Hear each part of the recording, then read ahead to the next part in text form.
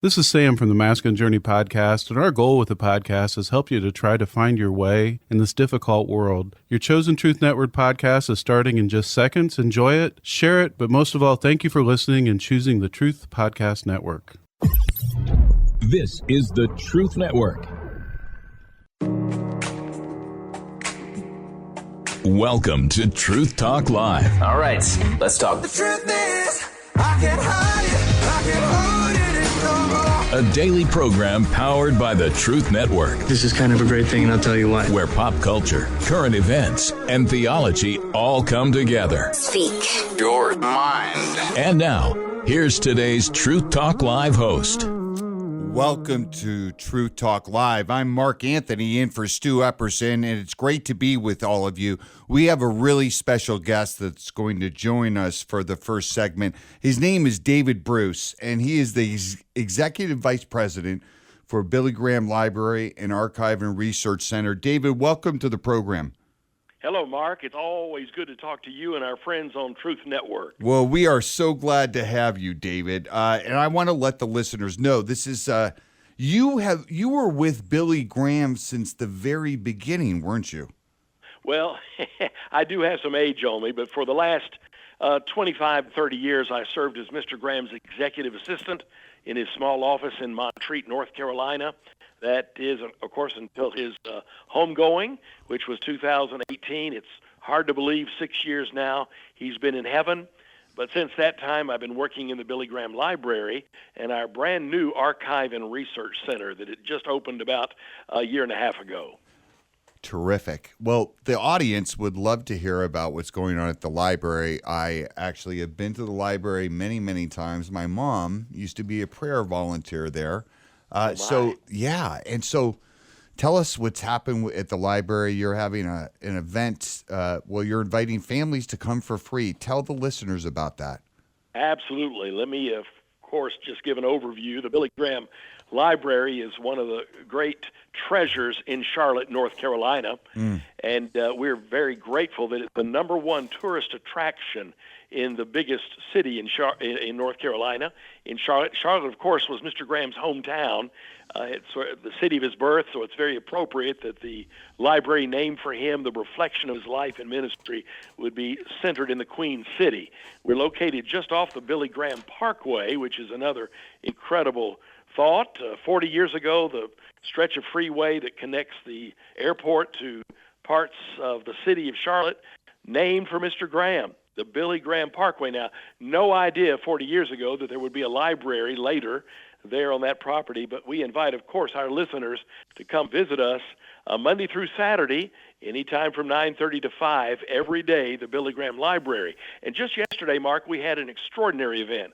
Dr. Ben Carson, the former head of HUD, of course, and a neurosurgeon, was there to promote his newest book. We had 1,000 people in that place. It was just a magnificent moment. He's such a godly and wonderful man, very sensitive and humble, and he was signing his new book to people. And that's just an example of the things that happen from time to time, the activities in the library. Yeah. And we're always grateful to have folks come join us. A lot of history has been made at that library, right, David? A lot of history. Yes, sir. Yeah. Yes, sir. And what's interesting is we've been, as a museum and a library, it's been open for 17 years.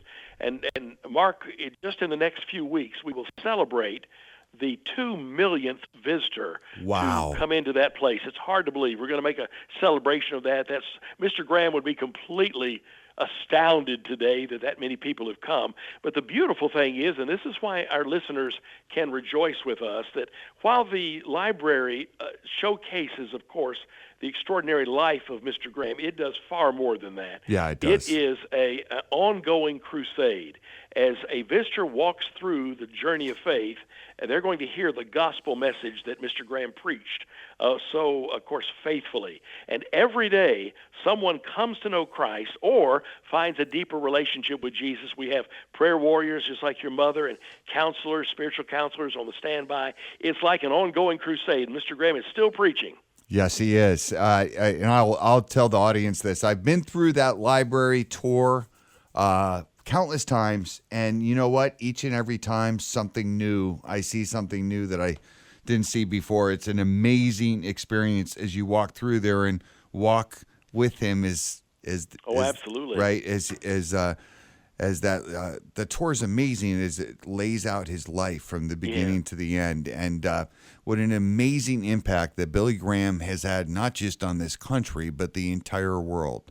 Well, a good example of that was Dr. Carson yesterday took the tour and was mesmerized by what he had seen. Of course, he knew Mr. Graham. He had spoken and given his testimony at Billy Graham Crusades, but to see it firsthand, and you may know that the library was recently upfitted again and redone. About every few years, we'll go through and renew everything, and so there's new exhibits. We have revolving exhibits. There's a marvelous one in the lobby of the library now on how Mr. Graham put his sermons together.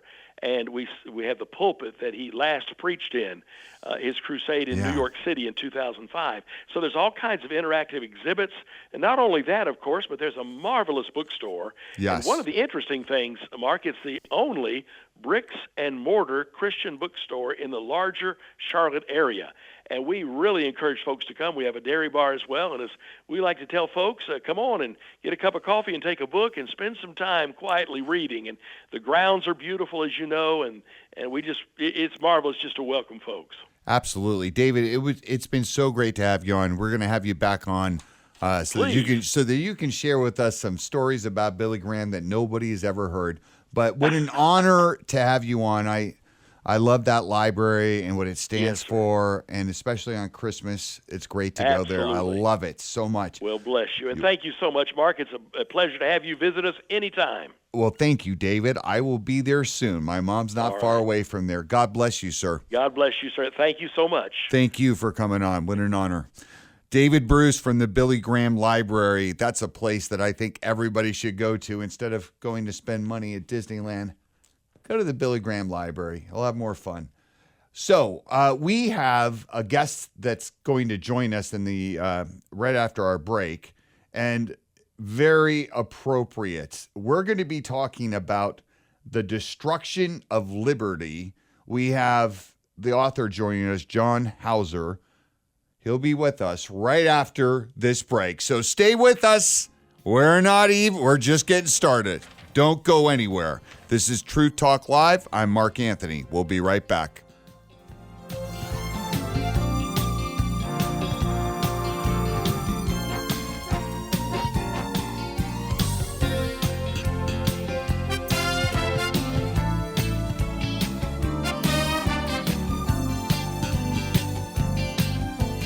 Truth Talk Live. You're listening to the Truth Network and truthnetwork.com.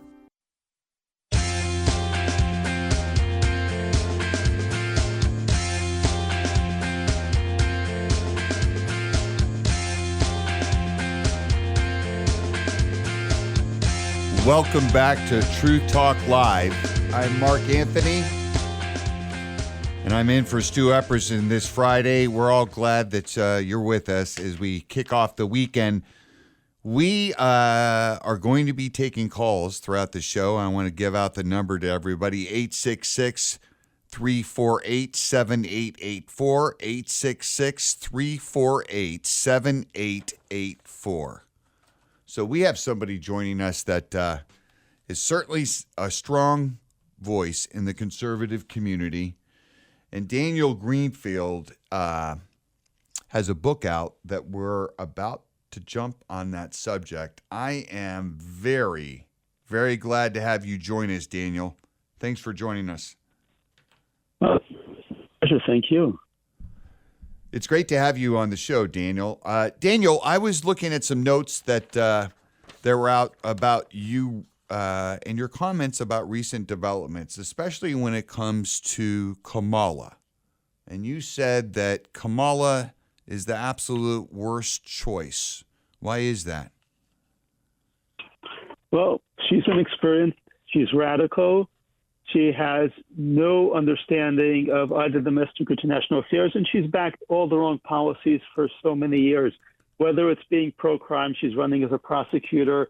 Whether it's on foreign policy, she once again demonstrated with the recent visit by Prime Minister Netanyahu of Israel that she supports appeasing terrorists. She has every possible wrong idea. She, as borders are, she insisted on having the border open. When she was in the United States Senate during the Trump administration, she was attacking President Trump for trying to actually police the border.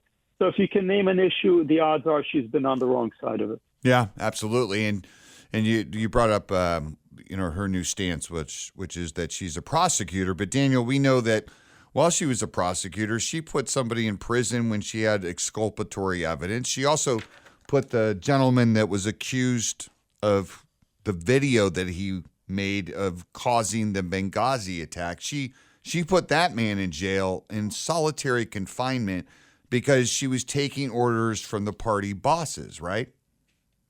Yes. For her, being a prosecutor was just a means of getting in good with a political network and then moving on to bigger and better things. Nobody looks at her track record and says that this is somebody who was actually making communities, making the state safer. There's zero basis for that. No, absolutely. I agree with that.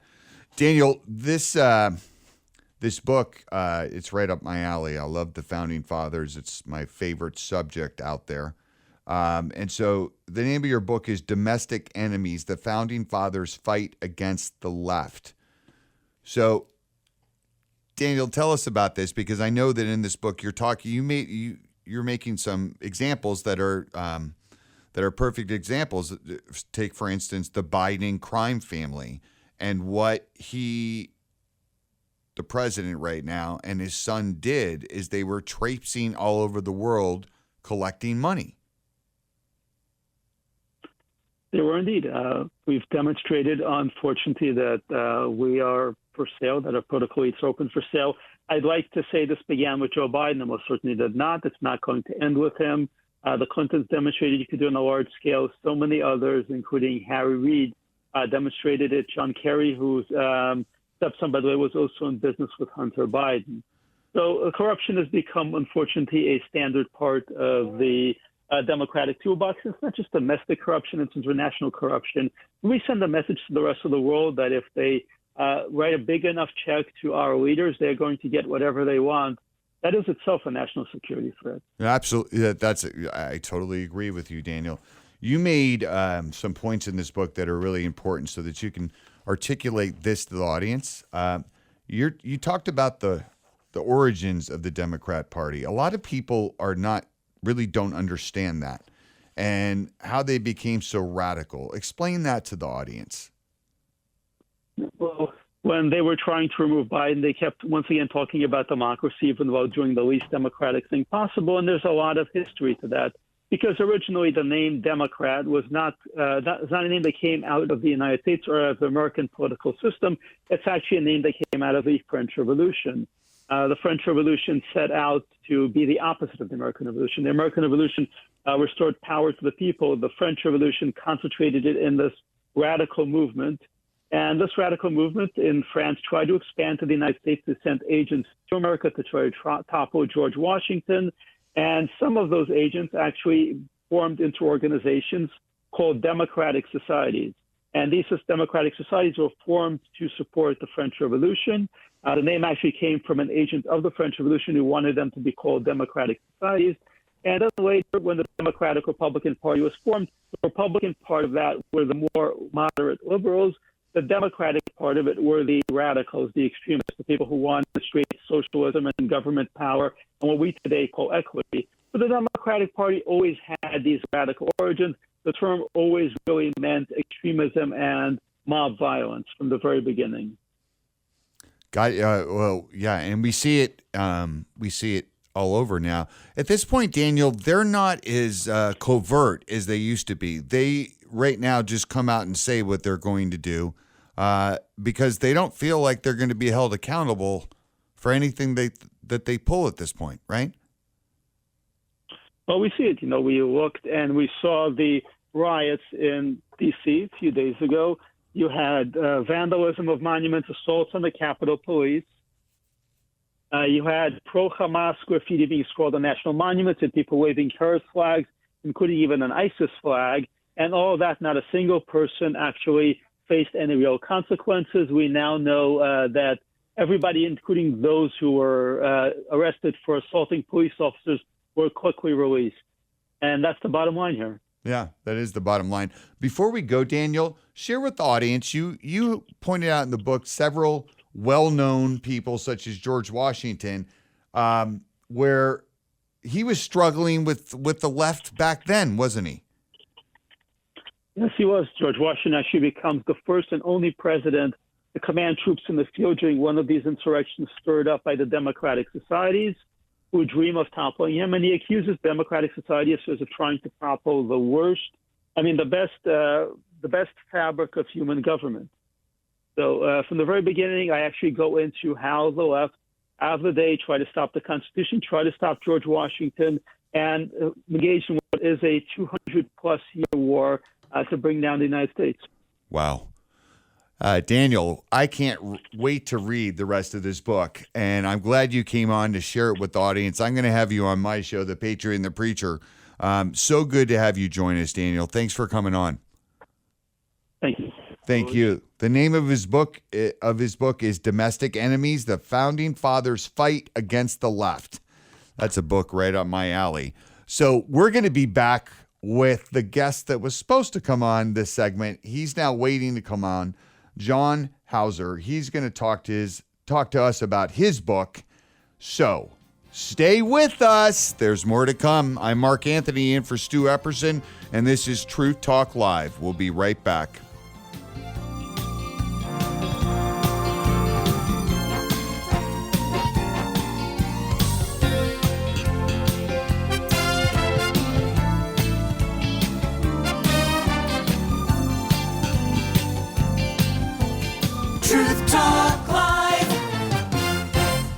You're listening to the Truth Network and truthnetwork.com.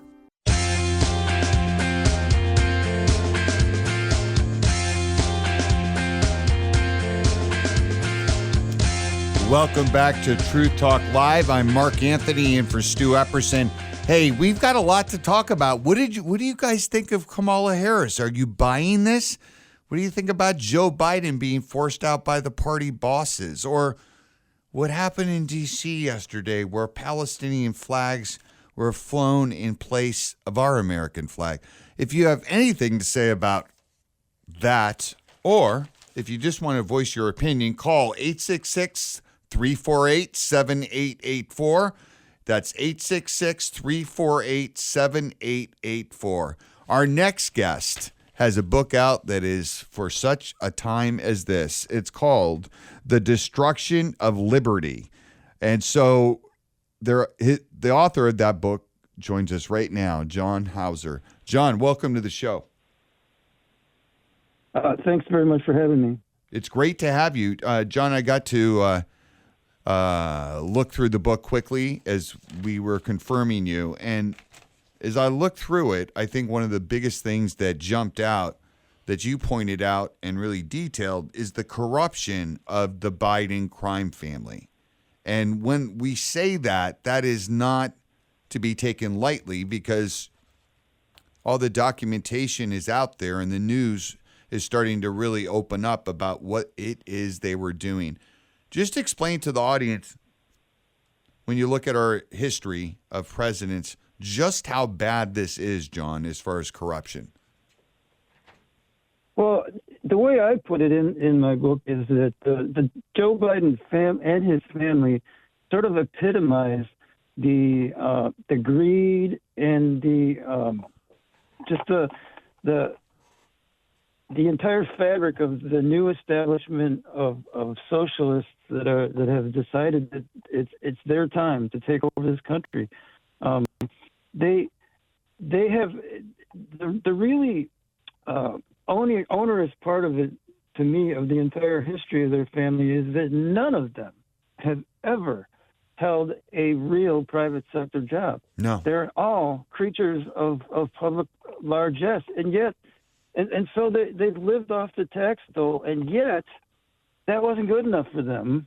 They decided that no, they're entitled to use that influence to further benefit themselves, and they have. I mean, if you look at what they've accumulated over the course of Joe Biden's political career. There's no way you get there on a public salary. So this is, again, the entitlement that just has infested itself into this entire country, even to the point where we have a woke movement now where, our entire society encourages victimhood. You're entitled to be a victim because, that's where you're going to be most profitable. You're going to find that to be the most profitable life for yourself. And that is completely un-American. It's against the American ethos. It absolutely is. That's the antithesis of the American dream, of why people want to come to this country. Nobody ever said go to America and be taken care of. It's go to America and achieve that dream that everybody wants, right, in their life. So you're right. That's the antithesis of who we are as a country. When we look at that corruption, and then you also pointed out, which is painfully obvious now to the entire nation, the two-tiered justice system, right? When we look at how they go after any conservative Republican that has any connection to Donald Trump, take Peter Navarro that just got out of prison like last week. All the people they've gone after, but when we look at their side, they're not held accountable at all, are they? They pretty much are. No, they're not accountable, and they know it, and that's the worst part. That's exactly right, and that's nothing new. I mean, that's straight out of Socialism 101, the history of that entire movement throughout the world. It's just they're becoming more and more brazen about it because, again, that's out of the socialist playbook. They want you to know that they're not going to be held accountable and that you are. And whenever it's pointed out the unfairness of it, that falls on deaf ears. The world to them is not about fairness; it's about power. Yeah. Socialism throughout history, they have always used the justice system as a weapon, and as a guardian of their own privilege, and as a weapon against anyone who may oppose them. And this is the scary part, that what we saw unfold 2 weeks ago is that what happens in all socialist nations when trying to jail their opposition hasn't worked. What's the next step? Is what we saw on the Saturday before last. They try to kill you.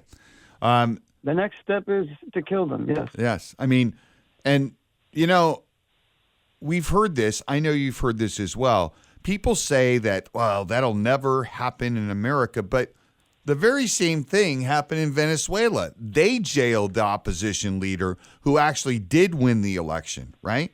And we don't actually realize because most Americans walk around just listening to the talking points of the mainstream media. We have the average American, I don't think, John, has any idea how close we are and on the brink of being at a point of no return where we can't save this republic. Well, I still hold out hope. I really do. And one of the points I make in there, I devote an entire chapter to it, is the effects of COVID-19 and what happened during that sort of 2-year period where the government was allowed to basically, they were given free rein. That was their excuse, a public health scare that they partly themselves ginned up. But they were given the excuse to do what they wanted to do, but could not have gotten away with otherwise. And so we saw, I think, a test run for what we can look forward to if they truly are able to achieve their goals. However, there is a silver lining. There were many people in this country for the first time who had saw the curtain pulled back, and for the most, I mean, the greatest example of that was what went on in public schools, where people finally got a real look at, oh my goodness, are they really teaching this to my child? Yeah. And there was a backlash against it. So I'm still holding out hope that, I am as well. I mean, we've seen that we can turn this around. That we can. I agree. we still have hope, and we all know where that hope lies. It hopes, in our faith as a nation, who we are, our identity, why this country was founded was for religious freedom, right? And so at this point in time, what we have to do as a nation is really, those parent groups across the country are making an impact. You've seen where they, just get rid of an entire school board and put in parents that actually care and want to make sure that, right? They're having an impact, and the left knows it, because that is the only reason they decided to weaponize the Department of Justice against some of these groups. I mean, can you imagine classifying concerned parents as domestic terrorists and going after them? Again, on the face of it, it is so ridiculous that most sane people would say that cannot happen in America. But the truth is, they know it's ridiculous and they don't care. That's part of the strategy. Is you guys get in our way, look out. We will come after you, and there'll be nothing you can do about it. They have become that brazen. No, they are. You're exactly right. They're that brazen, that arrogant. So it's impossible to deal with somebody like that, because their solution, their version of saving democracy, as we know, John, is far different than what the founders put in that Constitution and the Declaration of Independence, by far. And their warped view of the way things should be is going to be the destruction of this nation. And that's really what it comes down to. That's who they are. John, I really want to thank you for coming on, and I'm going to go and grab that book so I can dive deeper into it. So thanks for joining us. Let me add one thing. If you would like to know more about the book, please go to my website at jahauser, that's spelled HAUSER.com. Terrific. John Hauser, thanks so much for joining us. The name of the book is The Destruction of Liberty, and we are going to be taking callers in our upcoming segment. It's 866-348-7884, 348-7884. We'll be right back.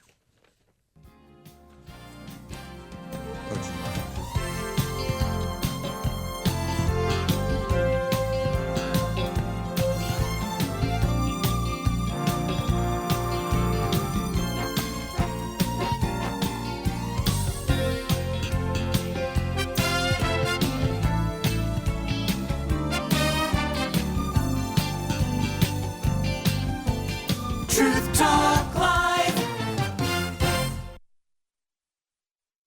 You're listening to the Truth Network and truthnetwork.com.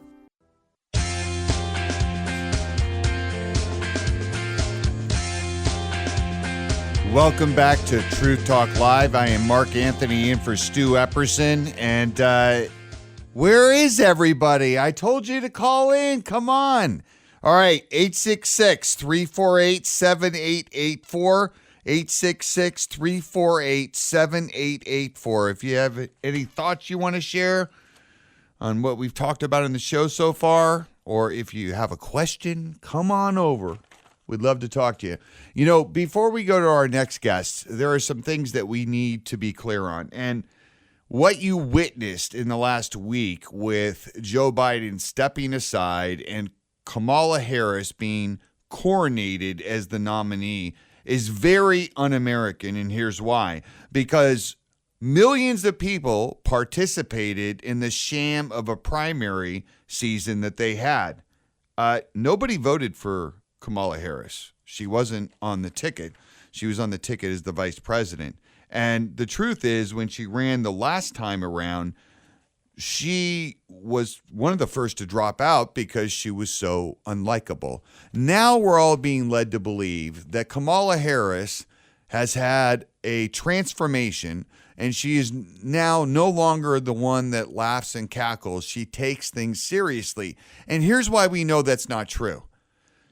Within days of her being announced as the heir apparent for the nomination, we have the Israeli Prime Minister, Benjamin Netanyahu, to come and visit and address Congress in a joint session. Well, Kamala Harris couldn't be bothered to show up for that. Instead, she went to a sorority house to hang out with the girls. So if anybody's wondering whether or not she's taking this seriously, she's not. She doesn't care. Kamala just wants the title, and then she's going to have lots of fun. She is far more radical than Joe Biden ever could be, even in his most lucid moments. Remember, this is the woman that bailed protesters out of jail during the 2020 riots, where all of a sudden it became legal to burn down cities because other leaders throughout the country said, let them vent. Kamala Harris is also strongly behind the Palestinian protesters, the ones that took down our American flag in Washington, D.C., and replaced it with a flag of a terrorist organization. So, Kamala Harris, let me just say this one more time. If you want to know what it would be like if she stepped into the White House as the president of the United States, think about this. Think about what it would be like if the squad was running the White House. That's what it would be like if Kamala Harris ever becomes president. We've already had enough chaos over the last 3.5 years, and we need to stop it when November comes around to clean house and get this country back on track.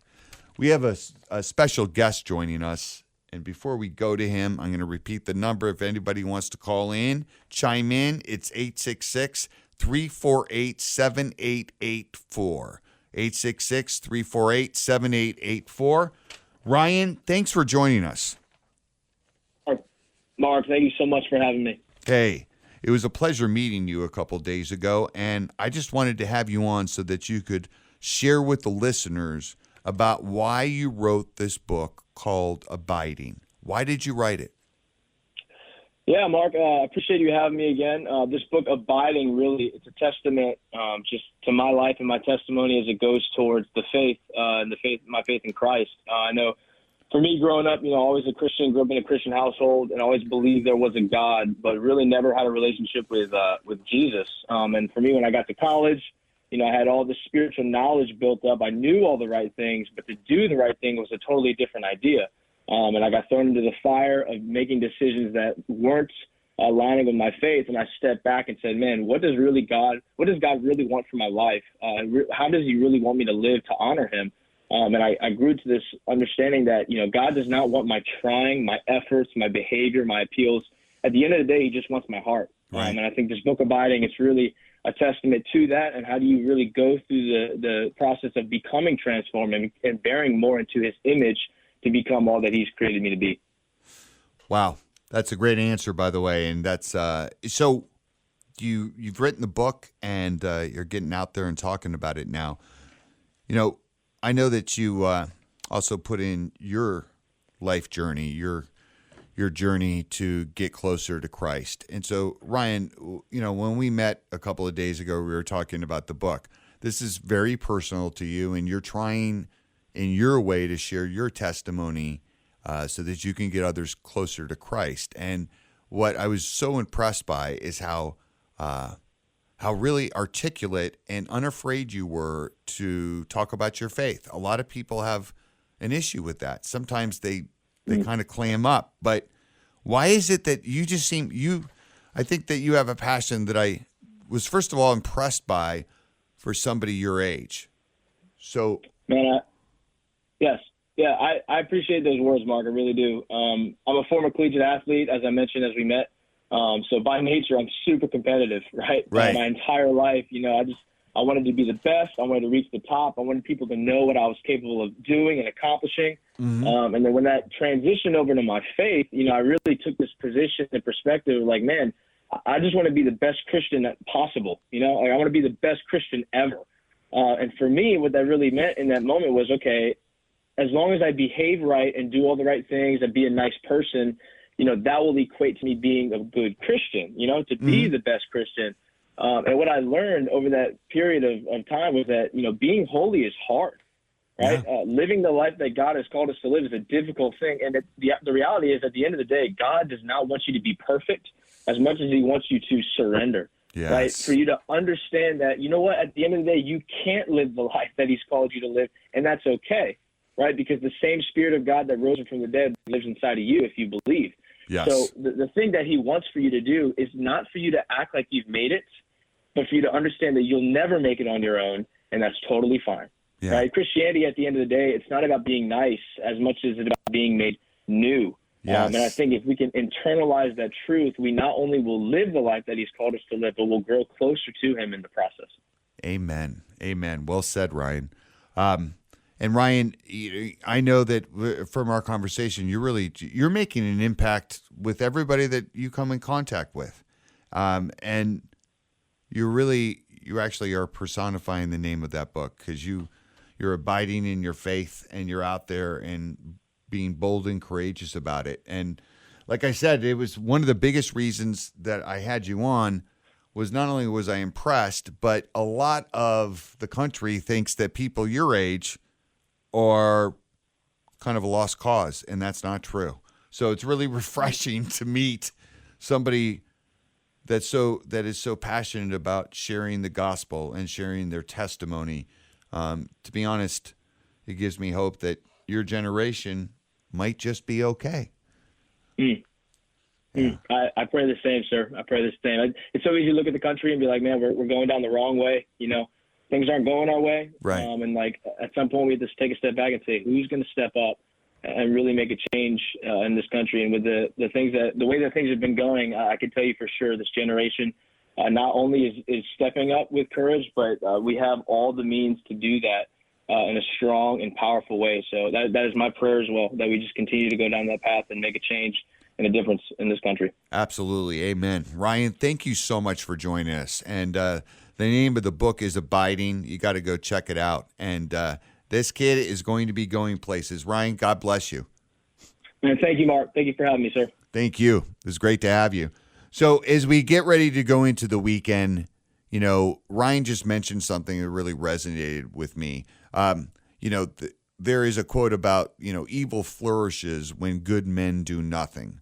And that really should resonate, I hope, with every Christian that's listening right now. This isn't about just voting the correct way, or the way, as my late co-host used to say, this is about voting for people that are most closely aligned with your Christian values. That's what your barometer should be. It shouldn't be about being flashy or identity politics or anything like that, because at the end of the day, this country, as we all know, has been through chaos over the last 3.5 years. And ladies and gentlemen, we know that the Bible explains to us very clearly where chaos comes from, and it's not from God. So the chaos that we've been experiencing must stop, and we must stand up right now, all of us, and not a month before the election, right now, and do more than just commit to vote. You've got to do more than that. This country is worth saving.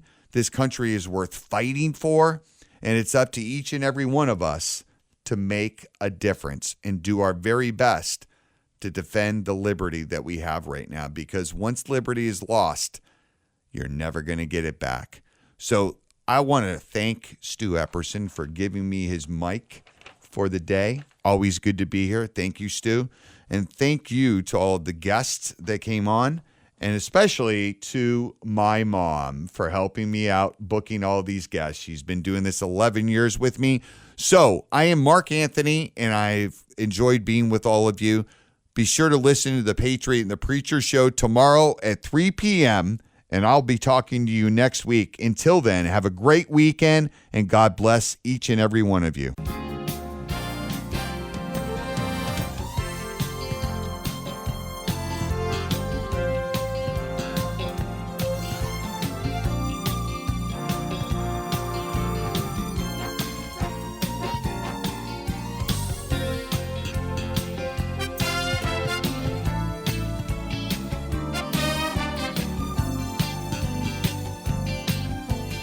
Truth Talk Live.